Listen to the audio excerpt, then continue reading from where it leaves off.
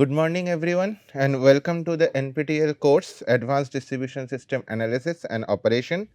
Today, we will start the module 2, which is DER Integrated Distribution Network Modeling. So, first, let us look at what are the contents we will cover in module 2. First is that distribution network circuit elements and their functionalities. Second, modeling and operation of DERs. Third, load and volt-var controlling device models, then distribution feeder and line modeling, then distribution network power flow models, and at last we will see how we can quantify the unbalancing effect in distribution networks. So, first let us start with distribution network circuit elements and their functionalities. This is an overview of schematic of a traditional distribution network. As you can see that there is a transmission grid which is feeding power to the distribution network. Then you have feeders and loads connected all over the network. So, what are the specific features we can see from this traditional distribution network architecture? First one, that you have only one source of power for that network, that is your transmission grid. Other than that, you have no other option to get power from. Second, the power is flowing only from the transmission grid to the load. That means there is only unidirectional power flow from the source to the load. There is nothing called from load to source bidirectional power flow. So, that is another feature we can see for traditional network. Third, that is the fixed network configuration. That means if you look at this structure, you can see it is an radial architecture. That means to cater this load, let us say you have no other option other than flow power from this side to this side. Okay. Then you have no other option also to change the configuration for this network. So, you have a fixed network configuration. The second and the last one is that you have a predictable loads. That means all the loads connected with the circuit are mostly considered to be fixed. You do not have option to alter that load. That is, you do not have control over your loads. So, to manage this kind of an network, normally the network operators, their main concern is to reduce their overall expenditure. That means they reduce the energy cost of the network, or it may be that maximize their profit. Other than that, there is nothing to do for the distribution network operator as far as the traditional network is concerned. So, this kind of network, as the network is not responsive, that means whatever you are giving to the network, it is acting accordingly. It is not giving its response, that means it is not giving any feedback to the system. So, that is why we call it a passive distribution network. But if we see what are the limitations of this network, first thing is that your only source of power is the transmission grid, and from where the power is generated in the transmission grid, that is from the fossil fuel based generation. That means the thermal power generation or nuclear power generation or gas based power generation. So, this kind of power generators, they are mainly providing power to the transmission grid, and that power you are consuming in the distribution network. So, majorly you are taking fossil fuel based power. Second, as you do not have the option to alter the configuration, that means you always have to follow a unique path, and that may cause more technical and commercial loss in the network. Third, the voltage and the reactive power management in the network is not automated. That means, let us say you have a very high reactive load. That means what you want to do? You have to turn on the capacitor bank to supply the reactive power at the load end. Generally, this kind of actions in the traditional network is done manually. That means a human will switch on the capacitor, and then the capacitor will feed the reactive power to the network. So, if this kind of arrangement is there, then you have to rely on the human, and always human error is possible with this kind of architecture. Then fourth, you have no real time control and automation. As I told that everything is human controlled or man handled things. You cannot automate, or automatically your system cannot respond to any situation or any kind of a disturbance. So, there is no real time control and automation. And the last is that as you follow a radial architecture, that means from the substation, if you see, if you go far beyond, with every bus your voltage will reduce, that we know. If you have a 1 per unit here, let us say you have 0.99 per unit here, then you have let us say 0.989 per unit here, and consecutively let us say at the furthest end you will see 0.95 per unit. Okay. So, if you make your system more bigger and bigger, what will happen? This voltage will keep on reducing. So, at the customer end, it may happen that you will get the voltage what is our standard voltage, that is a 230 volt. Let us say we are reaching only with the 200 volt. So, that is not acceptable for any kind of an equipment. Then you have an under voltage issues. So, you cannot make your traditional distribution network bigger. So, there is a scalability issues for this kind of traditional network. Now, before moving towards how the actual or the modern distribution network look like, let us see how much renewable energy potential we have in India. So, if you see that India is mainly equipped with wind, solar, biomass, small hydro and cogeneration kind of renewable energies. Okay. According to the study at 31st March 2023, the total capacity, or you can say the potential of the renewables in India is around 2109 gigawatt. That is a huge amount. And from there, solar potential is around 35.5%, it is close to 750 gigawatt. The major share is from the wind, and that is almost your 55% of the total potential of the renewables we have in India. Then you have certain amount of 6.32% of your large hydro, you have small hydro of very small amount 1%, biomass is 1.35% and bagasse cogeneration is only 6.66%. So, generally what we are tapping as a renewable, that is mostly the solar and the wind. Those are the major contributors to the power networks of India as a renewable energy source to reduce the carbon footprint of the country as far as the power networks or the electrical circuits are concerned. So, keeping this into mind, let us see what is the current scenario of this renewable energy sector in India. So, first thing is that India has promised in COP29, which has already happened in Azerbaijan, that it will install almost 500 gigawatt of renewable energy by 2030, and in between that 300 gigawatt will be only from the solar energy. However, currently we have a capacity of 48.59 gigawatt of wind and 102.56 gigawatt of solar. Okay, that means we have to travel from 102.56 gigawatt to 300 gigawatt by the end of 2030, and that is our promise to the COP29 seminar. So, keeping this into mind, already the government of India, they have organized or they have launched few schemes which will motivate the customers in all over the country to install or deploy more and more solar power plants, or you can say solar power panels on top of their roof. So, because of that, this Surya Ghar Yojana and Suryodaya Yojana is launched in 2024. So, if you see, these are all connected with the rooftop, that means they are coming to be at the distribution network of your power grid, they are not coming at the transmission grid.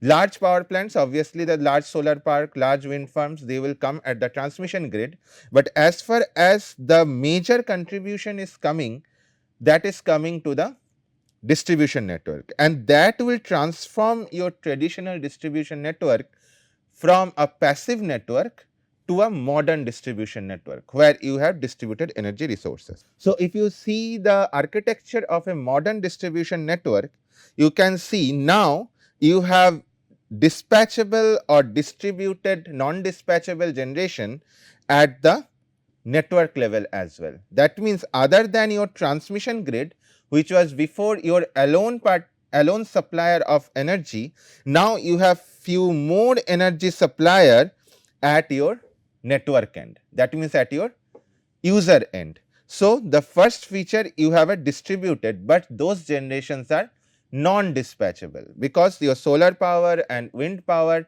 that depends upon what weather we are having at that day. If your solar irradiation or is very high, then you will get very high amount of solar power. If your wind speed is moderate, that means it is at the rated one, then you will get good amount of wind power. But if you do not get those favorable climatic condition, then you will not get any renewable power generation at your network. So, that is why we call them non-dispatchable, but your transmission network power, that is more reliable and a dispatchable one. So, if you have a non-dispatchable generation, then obviously you have a generation variability. That means, let us say now you are getting, let us say you are getting 0.9 per unit, or let us say 10 kilowatt of solar power, and suddenly let us say a cloud comes and your solar power generation comes to 0. It may happen. So, if this kind of a things are happen, then your generation is becoming very much uncertain. So, you cannot rely on that generation, but that generation is needed because we want to reduce our carbon footprint. The third feature what we do not have in the traditional network, that is called the network reconfiguration. First, let us see, we have a fault over here. Previously, if you do not have reconfiguration facility, that means whatever this networks and this networks you have, after the fault, that will experience no power. That means that they will be living in dark. Now, though if you have a normally open switch in the network which will help you to do the reconfiguration, then what will happen? If a fault is there, obviously you will disconnect that line, but still by closing these switches, you can supply the power to the customer end from this side. So, though you have a fault, so with the help of network reconfiguration, you can supply loads to each and every customer. You need not to load shed. Fourth, that is the bidirectional power flow. Previously, we have seen only the power is flowing from the transmission grid to the network to the load. Now, as you have your renewable power generation, so you are getting power from your distribution network as well. So, if your total power generation is lesser than your or greater than your total amount of load, then that amount of power will go feedback to the transmission grid. So, previously you had only unidirectional power flow, but now you have bidirectional power flow. Again, previously you had uncontrollable loads. That means you do not have any control on your loads. If you want to just shut down, you just cut their loads out. But now you have electric vehicles or any kind of behind the meter resources which can be controlled with the help of demand side management or demand response analysis.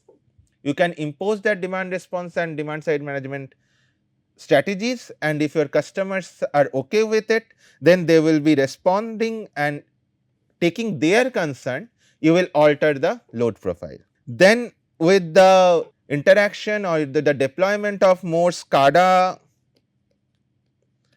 or let us say PMU facilities, you are increasing the visibility of the network. That means you can see which switches are closed, which switches are open, what is the voltage at the customer end, how much power they are consuming, or let us say your DERs or distributed energy resources, how much they are generating.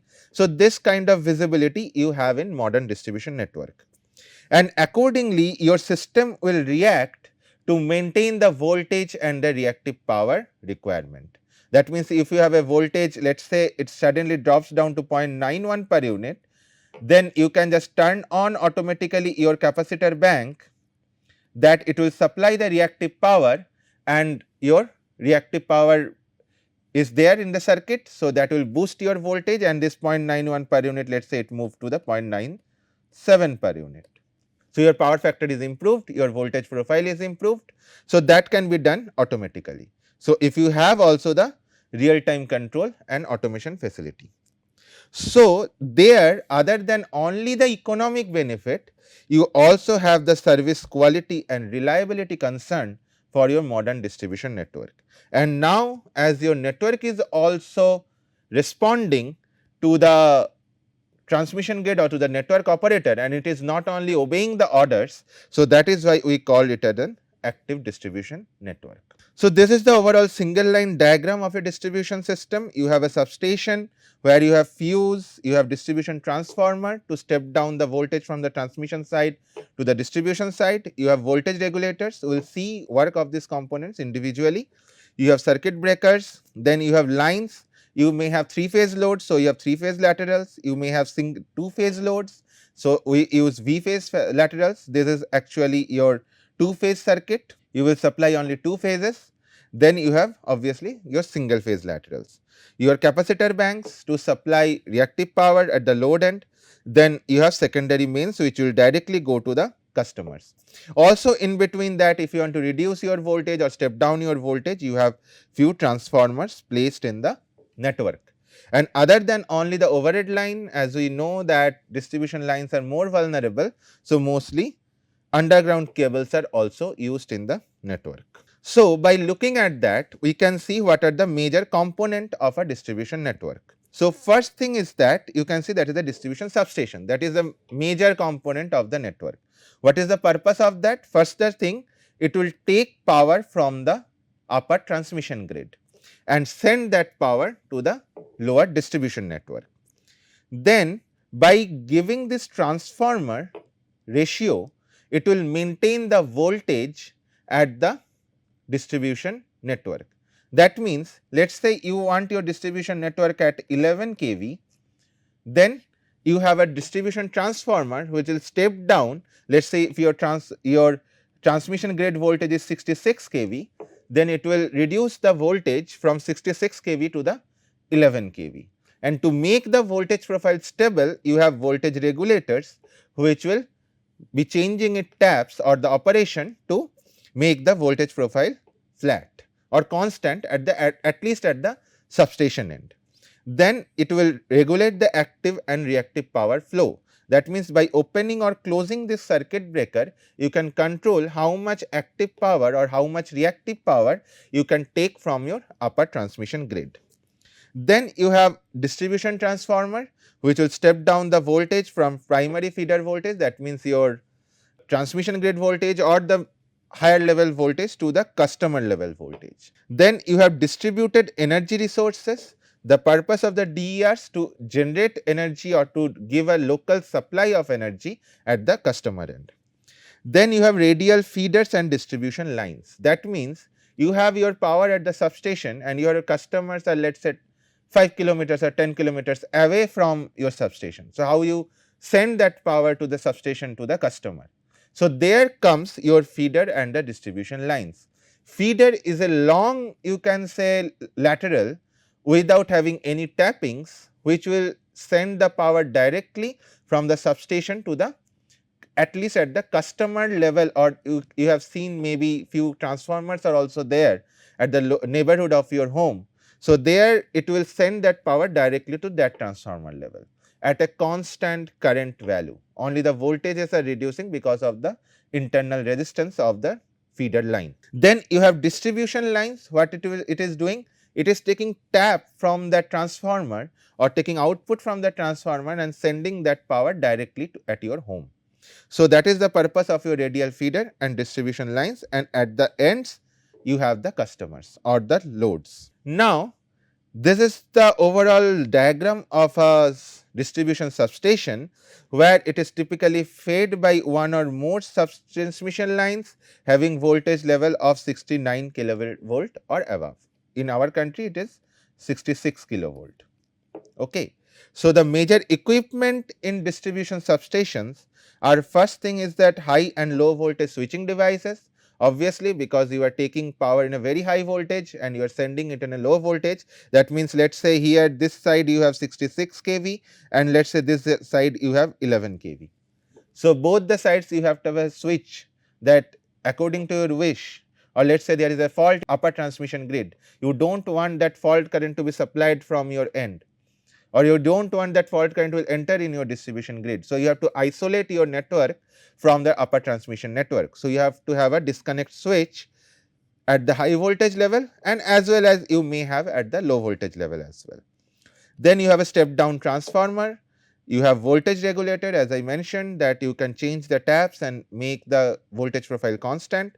You have protection elements, that is very highly required, because if you have a fault or anything, who will isolate you from the faulty section? That is the relay and the circuit breaker that will measure your fault current and act accordingly. That relay will send the signal to the circuit breakers that now you have to detach yourself from the circuit. Then you have meters for measuring all your power, voltage, current, whatever quantities you have in the network. So, this is the overall architecture of a distribution substation, that you have an incoming feeder or incoming line which is coming to the substation. This is the typical rural distribution substation architecture. So, then after that you have a step down transformer which will reduce your voltage or step down your voltage.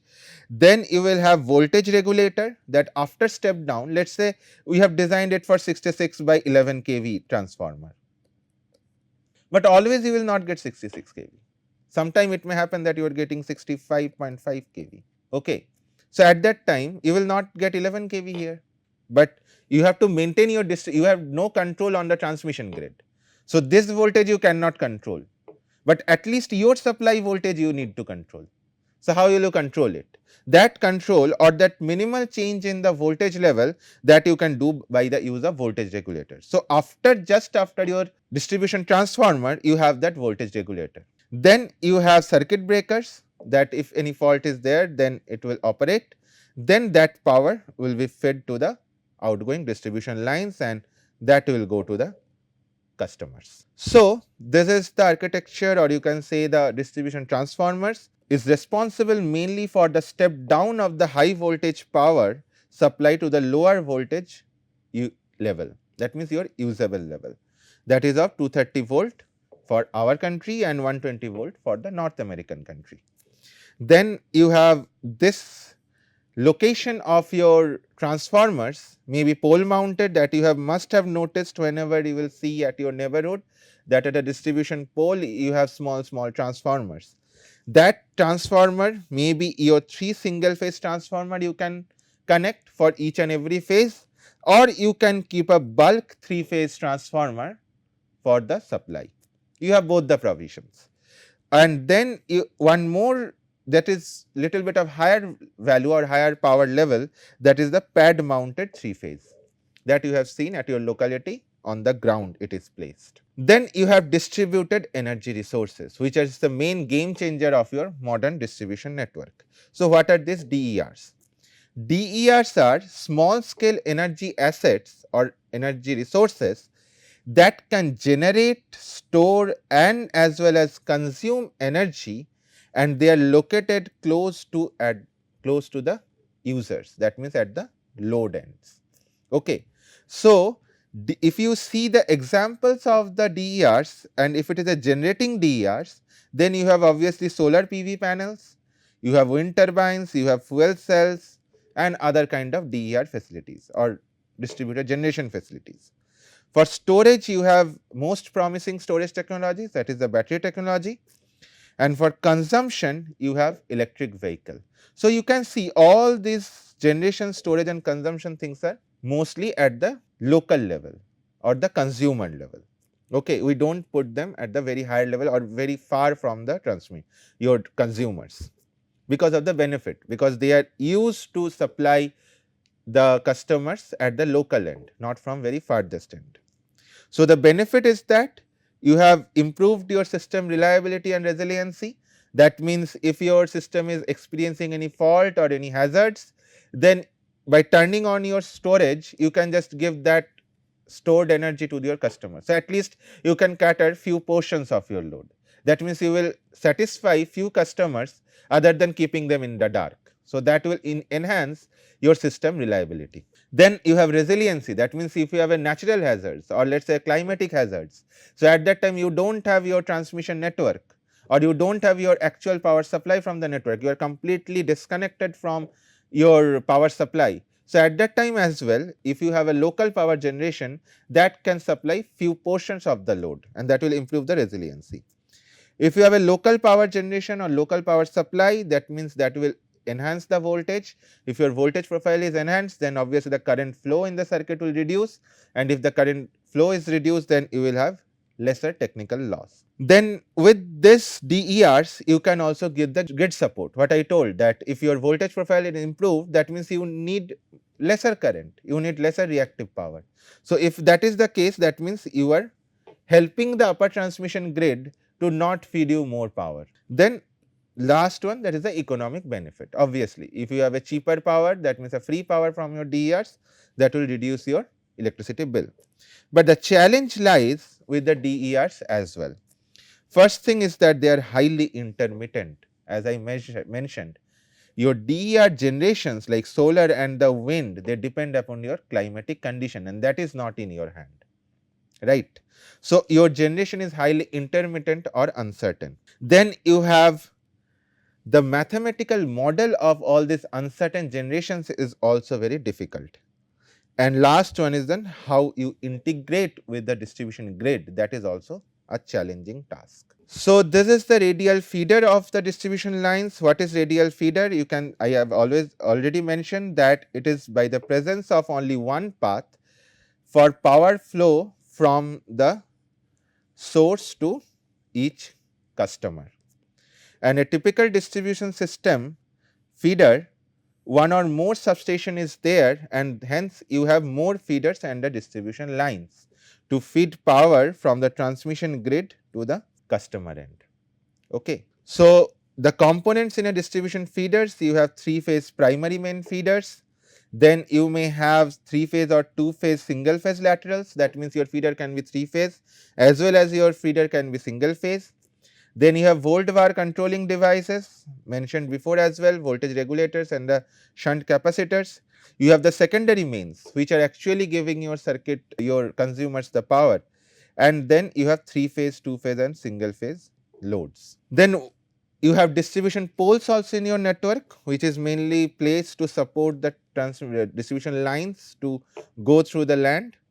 So, you have characterized into different classes, because if you see at your neighborhood as well, you will not see similar kind of a distribution poles are there. Mostly they are made of either wood, that is very popular in the very, you can know, which are very cold countries. That means where you have snowstorm or this kind of thing is very common. So, they are mostly used wooden. Then in our country we have steel poles and as well as concrete poles. So, if you see a common comparison between this kind of structure like wooden poles, steel poles and concrete poles, the standard followed for wooden poles is ANSI 05.1. For steel pole, it is mostly ASCII manual 113 and IEEE standard 751, and for concrete it is mainly ASTM C1089 and ACI guidelines. So, you have to follow these standards to whenever you are designing a pole to maintain its strength, to maintain how much loading it can withstand or other features. So, if you see the classification also, there are 7 different kinds of wooden pole structures. You have steel poles and the concrete poles are mainly depending upon your load and your how much load you are giving.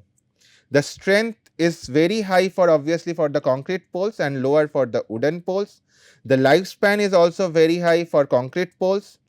The weight, if you see the light weight, then it is wooden, but very heavy was the concrete one. Then installation difficulty, then your environmental impacts, the cost is very high for concrete poles, and the application is mainly rural areas for wooden, and for urban and coastal where you have very high wind, there normally we use the concrete and the steel ones. So, these are the normal classification of the wooden poles. If you go from class 1 to class 7, there are total 7 classes. The class 1 represent the most strongest one. If you see, the lower the class number, the stronger and thicker the poles, and class 7 signifies the lowest, or you can say the weakest pole of the wooden poles. So these are the primary main feeders, as I have mentioned, that you will supply from the distribution transformer to the customer end having multiple ground connection, and with that you have no tappings in the primary main feeders, and your neutrals are grounded at multiple paths, and that is why it is called 4-wire multi-grounded neutral system. So this is the structure of a primary feeder. Distribution lines where you have the tappings there. That means from the lines you will tap to supply the power to the customer end. You may have 3 tappings or you may have 2 tappings, depending upon you are giving 3-phase, single phase or 2-phase supply. Then the volt var controlling devices, which is mainly used to maintain the voltage drop or to reduce the voltage drop in the circuit or to maintain a constant voltage profile in the circuit. So for that, normally we use tap changing substation transformer, which is called on load tap changers. Then you have step voltage regulators and capacitor banks. Mostly in the distribution circuit, very common is the 3-phase voltage regulator, where you regulate the taps to maintain a constant voltage level by changing the taps in a stepwise. Every step you will increase or decrease few amount of voltage and you will maintain it as a constant. Then you have a capacitor banks. I have mentioned you can inject reactive power to raise the voltage, and there is only one way round, like you can only inject, you cannot absorb, but if you give a reactor as well, then you can also absorb. But that is normally not required in our circuit because already you have very high load. So the absorption with a extra reactive power is not needed. So the capacitor can be at your substation, which is a very huge capacitors, or at the pole mounted capacitor banks. Then you have loads, that is us, that there may be 3-phase loads, that is the commercial or industrial loads, where you have very high induction motors or high capacity induction motors are connected, your ACs are connected, those are all 3-phase loads. 2-phase loads are not very common in our circuit, but still few motors they run with the 2-phase circuit. Then the single phase one, that is the major contributors as a load, that is the residential homes. You have lights, fans, TV, anything you name it at your home, that is mostly of the single phase circuit. One special arrangement that is mostly used in the North America, that is called split phase arrangement, where in the distribution transformer we take a center tap at the secondary side, and the total 240 volt actually segregated between two 120 volt, and they both are 180 degree out of phase. So with this you can cater 120 volt supply to few loads and 240 volt supply to few loads. So with this arrangement, mostly the small capacity equipments are giving from 120 volt supply, and higher capacity your ACs, electric ovens are giving from 240 volt supply. The benefit is that first thing, your copper requirement is lesser, and the second thing is that with both low and high power appliances you can supply from the same circuit. So with this I will end today's lecture, and we will continue with our other modeling part in the next lecture. Thank you.